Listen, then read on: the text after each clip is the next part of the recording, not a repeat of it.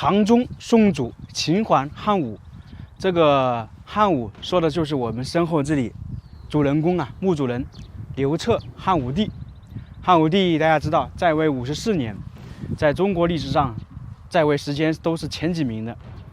这个陵墓呢，应该是说非常非常有名啊。今天就来看一看它到底是怎么样的。汉墓嘛，十室九空，肯定它的也被盗了，所以我们等一下再详细介绍一下它这个陵墓的由来和后续发生一些故事。我们来看一下这个碑，要介绍一个东西啊，非常独特。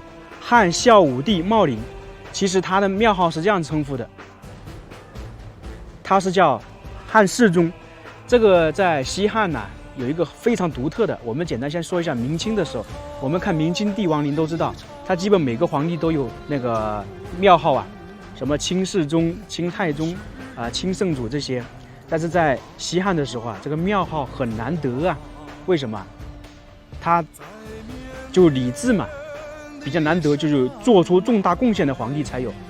只有4位皇帝有，西汉11帝只有4个皇帝有，哪4个呢？汉高祖刘邦，就相当于太祖嘛。那第2位皇帝是谁呢？第2位皇帝就是汉太宗孝文皇帝，他都有个孝啊，其实也是一样的。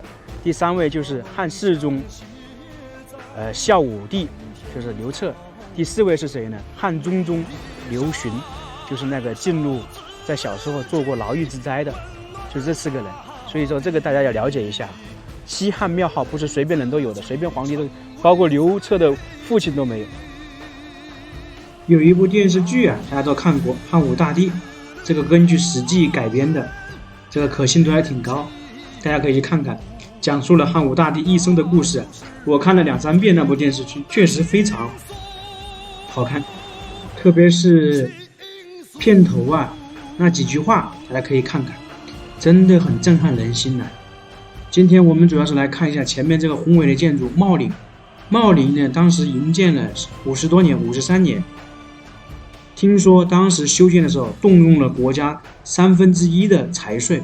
为什么会这样说？因为啊，汉朝经过文景之治的发展呢，国库充盈，实力强大，国力强盛，所以呢，修建这个帝陵就投入很多。有一点大家可能了解一下，我们在唐、明清那些帝王陵啊，都是坐北朝南，其中呢，西汉的陵墓啊，基本都是坐西朝东。我们在杨陵讲过了，当时他修建陵墓坐西朝东，有一个是震慑东方国啊，就是当时那些诸侯国的作用。所以茂陵的工程之大，令人瞠目结舌啊！作为这样一位伟大的帝王，他的陵墓肯定有很多陪葬墓，有卫青墓、霍去病墓、金密迪墓，还有霍光。这个茂陵啊，是西汉11位帝王陵中规模最大的一座，素有东方金字塔之称。其实这个东方金字塔我不认可，不要这样讲，因为我们有我们自己的文化。为什么不能这样说？西方有那个东方的那个茂陵之说呢，对不对？我觉得应该这样说。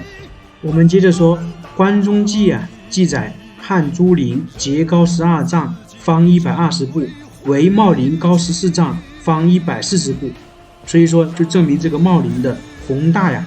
经过这个2000多年的雨水冲刷，这个茂陵现在高46.5米，与文献的基本相符。其中啊，茂陵有几个之最，我们来说一下。营陵工期最长，历时53年之久；陵园规模最大，从葬坑400余处；随葬品最多，里面呢有太多东西了。耗费资金最巨，就是每年当时的赋税的1/3。陵邑最为豪华，当时陵邑的住户人口有27万多。陵区最为宏阔，陪葬墓123座，陵体最。其实啊，按照西汉的制度啊，这个汉武帝的陵墓啊，其实也是超标了。大家可以看到，最开始的汉高祖，还有那个汉文帝，还有汉景帝，他们的陵墓规格都没有这么大。汉武帝超标了，其实为什么呢？这个就牵涉到另外一个方面，因为我们常说的秦始皇是第一个皇帝，那个汉武帝呢，可以说要把他的功绩比肩秦始皇。汉武帝打击匈奴，是吧？另外一个呢，各种财政改革，各种改革。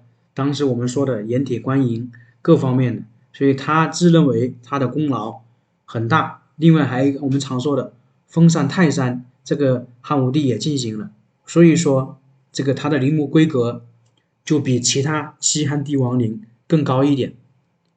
还有一点呢，我们经常说的年号，皇帝的年号，像清朝雍正、乾隆、康熙，这个年号是从什么时候开始呢？是从汉武帝那个时候开始的。汉武帝之前一般都没有年号的，当时都说像西汉的时候，高皇帝、文皇帝、景皇帝这些都是这样说的，一般平时这样说。到了汉武帝开始就有建元，这些年号。